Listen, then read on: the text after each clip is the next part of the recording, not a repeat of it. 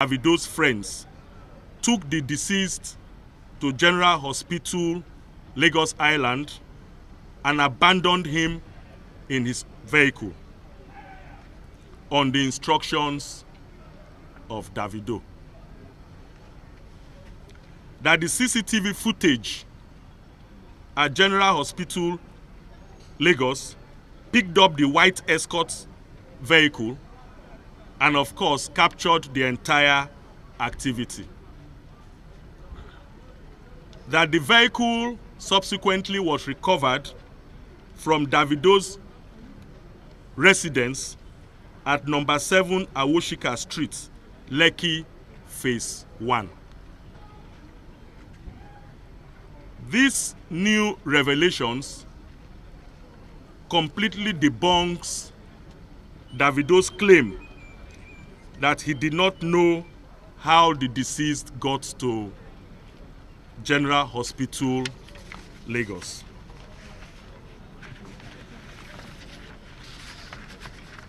For this reason,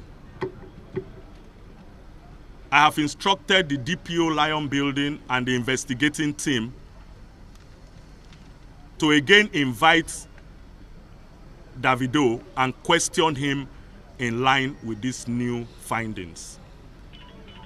It is our intention to know why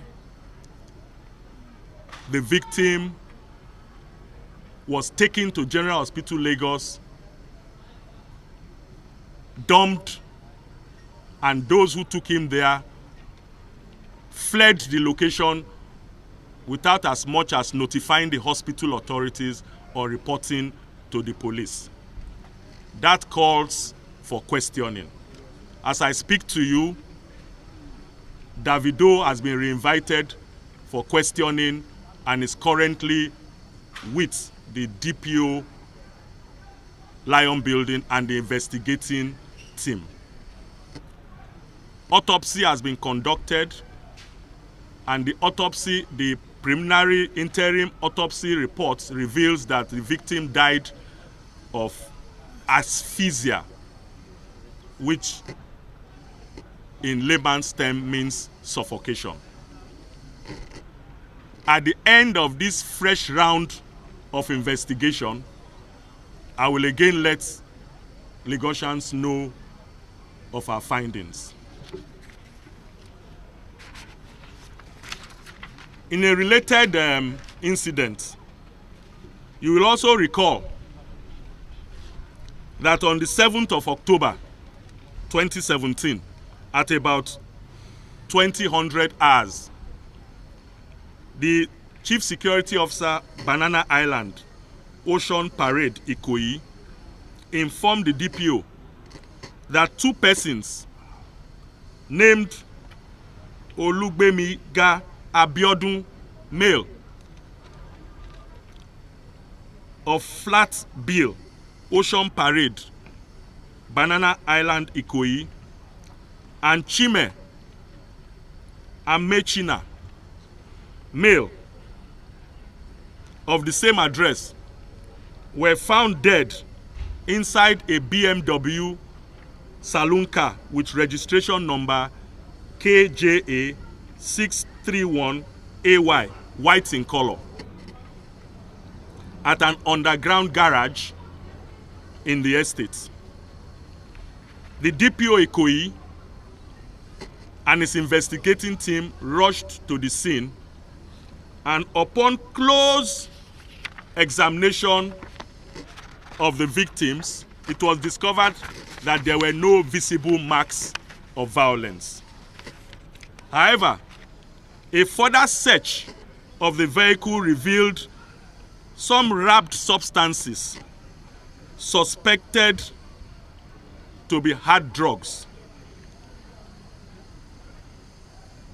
The substances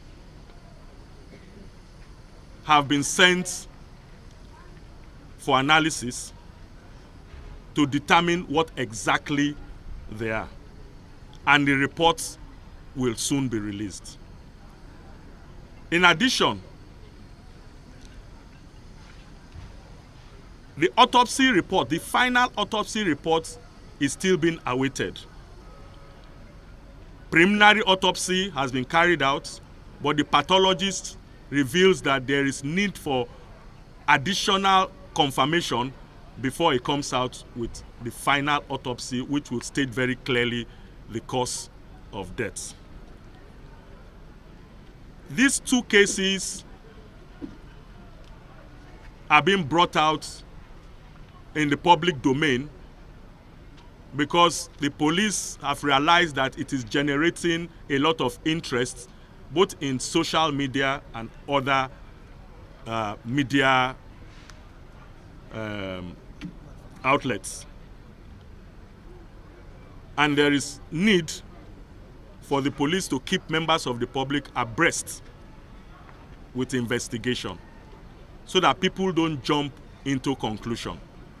So I would want members of the public to await results and tests and final autopsy results from us. We will make it public as soon as it's ready. The command too, within this period under review, made a lot of arrests and recoveries. This is consequent upon sustained onslaught on criminals within and around Lagos and the deployment of additional personnel to tackle the menace of armed robbery, kidnapping, cults, related activities, and other forms of social vices in the command. This has paid off, and within this period, 40 notorious cultists, armed robbers who specialize in terrorizing Ijede, Ikorodu, Aja, Ekpe, Sangotedo, and other parts of Lagos were arrested. The suspects have confessed to the crime and will be arraigned in court when we have completed investigation. On the 8th of October 2017, based on intelligence gathered, a gang of armed robbers were intercepted while robbing innocent citizens at number 41 Egbi area of Ijede, Ikorodu axis. Special anti-robbery squad operatives from the command headquarters stormed the hideout and arrested one Ayinla Aziz, male, the gang leader, and 9 others, namely Balogun Yinka, 20 years, Begusa Peter, Oluwasegun, 32 years, Omolaja Oluwafemi, 29 years, Godde Samuel, 19 years, Dennis Ifeanyi, 34 years, Ogunsanya Yusuf, 27 years, Odubanjo Akim, 35 years, Demola Ogunbadero, 20 years, Tayo Teddy Jaye, 23 years. They all confessed, apart from being armed robbers, they also belong to the Aye confraternity cult. One locally made English revolver pistol with 5 rounds of live ammunition, one locally made cut-to-size double-barrel gun, one locally made cut-to-size single-barrel gun, 2 locally made single-barrel pistols with 3 live cartridges, and 1 locally made axe and plier was recovered from the suspects. All suspects will soon be charged to court. On the 5th of September also, at about 0200 hours, 7 armed men invaded Okomaga Senior Secondary School, Ekpe, with 3 soldiers and a truck with registration number LND 61XQ, and went straight to the solar panel and vandalized 71 solar panels. They also forced the door of the container where the inverter batteries and accessories were kept, and stole them. Immediately, the local police was alerted. They mobilized to the scene, and 3 suspects, and all suspects were arrested. Amongst the suspects are 3 alleged serving soldiers. Preliminary investigation has also led operatives of this command to track down the other suspects in Delta, Anambra, and Imo states, where one Festus Maduka was arrested in a hotel. He confessed to have received the solar panels and inverter batteries from this armed robbery gang. Other suspects arrested in connection with this crime include Samuel Ani, 30 years, Michael Omoregbe, 30 years, Efosa Philip, 27 years, Ifedayo Odunfoye, 35 years, a dismissed Air Force personnel, Chibize Nnamani, 34 years, Festus Maduka, 26 years, John Nwokoma, 31 years, and Chibuzo Chukwu, 23 years. Exhibits recovered so far include 16 solar panels and 33 inverter batteries. A similar armed robbery incident at Ajah occurred. One Mary Inedu, female, boarded an unregistered Honda Civic vehicle. And of course, unknown to her, she was forcefully dispossessed of her Techno phones, Nokia phones, ATM cards, and other personal effects. Police commenced the investigation and have tracked down and arrested one Sunday Nwaba, who has been identified by the victim. This command once again appeals to the good people of Lagos State. First and foremost, for us to be vigilant, for us to work very closely with our local police in line with the principles of community policing and community safety partnership. When we see something, we must say something. Secondly, we must partner together to curb this scourge of drug abuse. We know that there's a very strong correlation between drug intake and crime.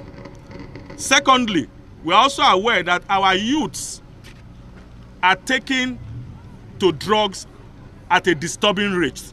And those who are supposed to be role models are also involved in drug activities.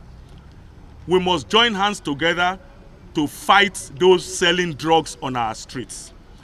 Anybody who has information where you have any hidden container, hidden house, spots where any form of drugs are being sold, please report at the nearest police station. I can assure you as the Commissioner of Police Lagos State that we would raid that location, we will seize the drugs, and we will arrest those involved.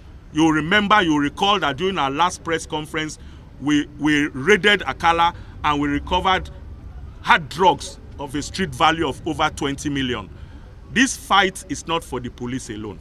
Having safe neighborhoods, having a safe city is a collective responsibility. You must partner with the police. And in partnering with the police, if there is any station or any police formation or patrol vehicle you get to that does not treat your reports with the seriousness it deserves, I have already put 10 numbers out in the public. Please call those 10 numbers. Action will be taken against those policemen.